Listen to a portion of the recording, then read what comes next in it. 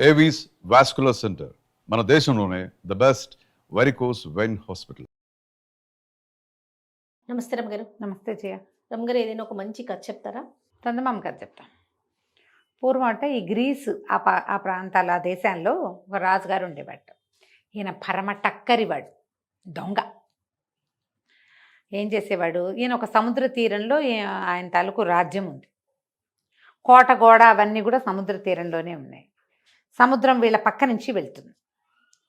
ఈ సముద్రం మీద రకరకాల దేశాల పడవలు వెళ్తాయా, కొద్దిగా సుమారుగా ఉన్న పడవల్ని లాగేసేవాడు ఆయన. తక్కువ జనం ఉన్న పడవల్లో సంపద ఎక్కువ ఉంటుంది. జనాల్ని ఏదైనా చేసి సంపద అంతా చేరేసేసుకునేవాడు. అట్లా ఎంత సంపదో కూడబెట్టాడు. పశు సంపద విశేషంగా ఏమిటంటే ఈ ఒక ద్వీపం నుంచి ఇంకో ద్వీపానికి పశువుల్ని పడవల్లో తరలించేవాడు. ఈయనకు కుప్పలు తెప్పలుగా వెళ్తున్న పడవల నుంచి 2 పడవలు లాగిచ్చేసేవాడు. 100 పడవలు వెళ్తున్నాయి అనుకో, ఒక్కో దాంట్లో ఒక 25 ఉంటాయి. 2 లాగేస్తే ఆ 100 కుప్పలు అక్కడ అడంగుకు చేరేదాకా వాళ్ళు గుర్తే పట్టలేరు. అలా పశువుల్ని బాగా చేర్చాడు. క్రమంగా ఏమిటంటే ఆవులు కానీ ఏమైనా గొడ్లు ఉన్న కొందికి సంతానం వృద్ధి అవుతూ ఉంటుంది. ఈ ఏడాది 2 ఉంటే వచ్చే ఏడాదికి 3వది రాదు, వస్తుంది. ఆ పెయ్యి దూడలు పుట్టినాయంటే వాటికి మళ్ళీ సంతానం కలుగుతూ ఉంటుంది. అట్లా ఎన్ని ఆవులో చేర్చాడు.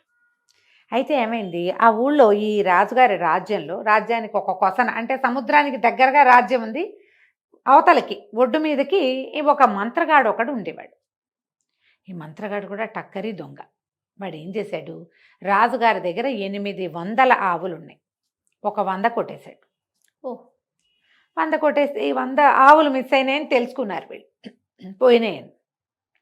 సరే, ఆవుల్ని వెతకడానికి రాజుగారే స్వయంగా బయలుదేరాడు. ఎందుకంటే ఆయన అట్లా ఏదైనా వదిలిపెట్టే గుణం లేదు అతనికి.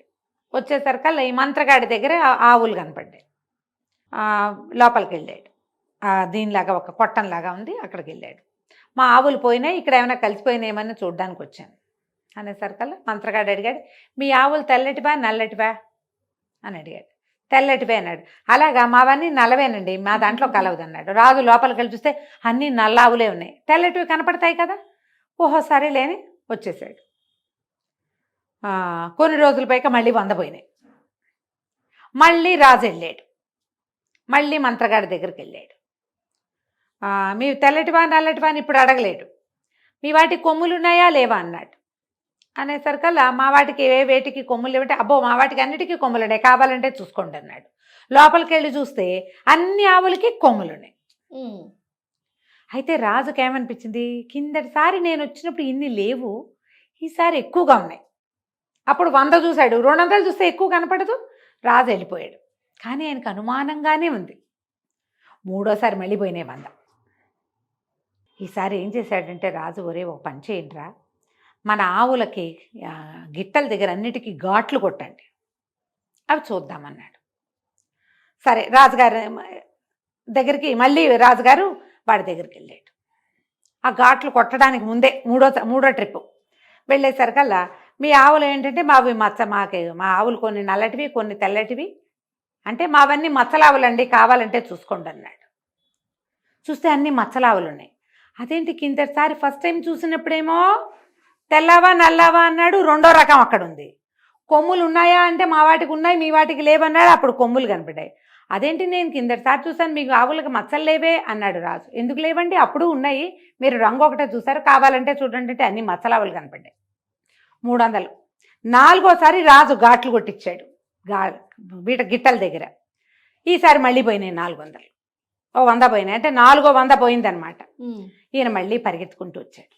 వచ్చేసరికల్లా రాజు అన్నాడు, మీ దగ్గర నల్ల ఆవులు ఉండొచ్చు, తెల్ల ఆవులు ఉండొచ్చు, మచ్చలావులు ఉండొచ్చు, కొమ్ములు ఉన్నవి లేనివి ఉండొచ్చు, కానీ మా ఆవులకి వీటిల్లో గిట్టల్లో ఘాట్లు ఉన్నాయి, గిట్టలు చూస్తే తెలిసిపోతుంది అన్నాడు. ఈ మంత్రగాడు గబుక్కని రాజుగారి కాళ్ళు పట్టుకున్నాడు. బాబు క్షమించండి, మీ ఆవులన్నీ నేనే కొట్టేశానండి. మరి నాకేమో ఆవులంటే చాలా ఇష్టం, పశు సంపదని వృద్ధి చేసుకోవాలనుంది, మీకు కనికట్టు చేయొచ్చు కదా, నేను చేయగలను కదా అని కనికట్టు చేశానంటే రాజు అడిగేది, అట చేసావు? ఓసారేమో అన్నీ ఒక రంగులోనే కనపడ్డాయి, 2వసారేమో కొమ్ములు లేనట్టు కనపడ్డాయి, 3వసారేమో మచ్చలు ఉన్నట్టు కనపడ్డాయి. అంటే కాదండి, నా దగ్గర ఒక బ్రహ్మాండమైన రేకు ఉంది, ఆ రేఖ ఏంటంటే తెల్లటివి నల్లటివి గాను, నల్లటివి తెల్లటివి గాను, నలుపు తెలుపు 2 అడిగితే మచ్చలు గాను, కొమ్ములు ఉన్నట్టు లేనట్టు చూపించగలదండి. ఆ రేకు వల్ల నేను మిమ్మల్ని మోసం చేశానండి అన్నాడు. మీ ఆవులు మీరు తీసుకుపోండి పర్వాలేదు అనేసరికల్లా రాజుగారు సరే రిలాక్స్ అయ్యి మీరు తీసుకుపోండి అన్నాడుగా. రిలాక్స్ అయిపోయాక ఏమన్నాడు, ఓ పని చెయ్యి, ఆ రేక్ ఏమిటో నాకు ఇచ్చేసి. ఈయన ఎందుకంటే బేసిక్ దొంగ రాజుగారు, చాలా మందిని మోసం చేసే ఈ సంపద అంతా కూడబెట్టాడు కదా, మొదట అదేగా చెప్పుకున్నాం. ఆ రేకు ఇచ్చేయమన్నాడు. అనేసరికి ఇతను అన్నాడు ఆ మంత్రగాడు, రేకు మా దగ్గర లేదండి, ఎదురుగుండా చూడండి పర్వతం ఉంది, ఆ పర్వతంలో ఒక మబ్బులా కనపడుతుంది చూసారా, అందులో దాచిపెట్టా, మీరు విశ్రాంతి తీసుకోండి, మా దగ్గర ఒక ముసలాయన్ని ఉన్నాడు, మా ముసలాయని పంపించి తెప్పిస్తా, మీరు ఈ లోపల చక్కగా ఆవు పాలు తాగి ఆవు పెరిగేసుకుని అన్నం తిని రిలాక్స్ అవ్వండి అన్నాడు. గుంపంతా రిలాక్స్ అవుతున్నారు. ఇంతలో ఏమైంది, కేకేశాడు మాయగాడు, ముసలయ్య వెళ్ళి రేకు తీసుకురా రాజుగారికి ఇద్దాం అని అన్నాక వీళ్ళకి తిండి ఏర్పాట్లు చేస్తున్నాడు. కాసేపు అయ్యాక లోపల నుంచి ఒక నలుపు తెలుపు ఉన్నటువంటి గడ్డము, నలుపు తెలుపుగా ఉన్న ఒక తల ఉన్న ఒక అతను వంగి నడుస్తూ బయటికి వెళ్ళాడు. ముసలయ్యని వెళ్ళమన్నాడు కదా రాజుగారు, జనమంతా ముసలయ్యే వెళ్ళాడు అనుకున్నారు. ముసలయ్య వెళ్ళాడు, నడుస్తున్నాడు, కొండెక్కుతూ కనపడ్డాడు. తర్వాత కనపడలా, దూరంగా ఉంది ఆ కొండ కనపడదు. గంట అయింది, 2 గంటలైంది, 3 గంటలైంది, ముసలయ్య లేడు, ముతకాయ లేడు, ఎవడు రాడు. సరే సైనికులు అన్నారు, ప్రభు చీకటి పడిపోతుంది, మనం వెళ్ళిపోవాలి, ఆవులు తోలుకెళ్ళమంటారు అన్నాడు. రేకురా మరి అన్నాడు. రేకిస్తానన్నాడుగా. సరే అతను పిలవండి అన్నారు. ఏడి అతను లేడు. అంతా వెతకడం మొదలుపెట్టారు. ఆవులన్నీ అక్కడే ఉన్నాయి, ఆ మంత్రగాడు మాత్రం కనపడలా.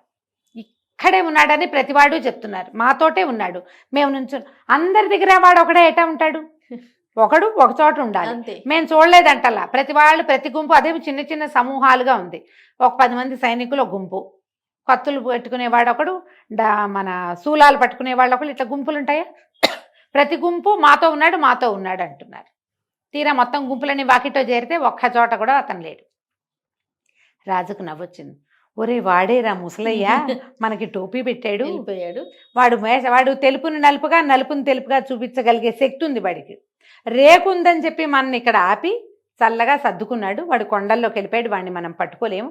సరే ఇక వాడిచ్చే శక్తులు ఏం లేవు మనకి, మన గొడ్లు మనం తీసుకుపోదాం పట్టండి అని చెప్పేసి ఈ గొడ్లన్నిటి ఆవులు 400 ఇక్కడికి వచ్చేసాయి కదా, 400 ఆవుల్ని తోలుకుంటూ వెళ్ళిపోయాడు. ఆ మంత్రగాడు మళ్ళీ వీళ్ళకి కనపడలేదు, తప్పించుకుని వెళ్ళిపోయాడు. ఏమిటి ఇన్ని రోజులు రాజుగారి ఆవు పాలు హాయిగా యథేచ్ఛగా వాడుకుని ఆయనకి టోపీ పెట్టి బురుడి కొట్టించి చల్లగా వెళ్ళిపోయాడు. కథ కంచికి మనం ఇంటికి. బాగుందండి. నమస్తే. నమస్తే.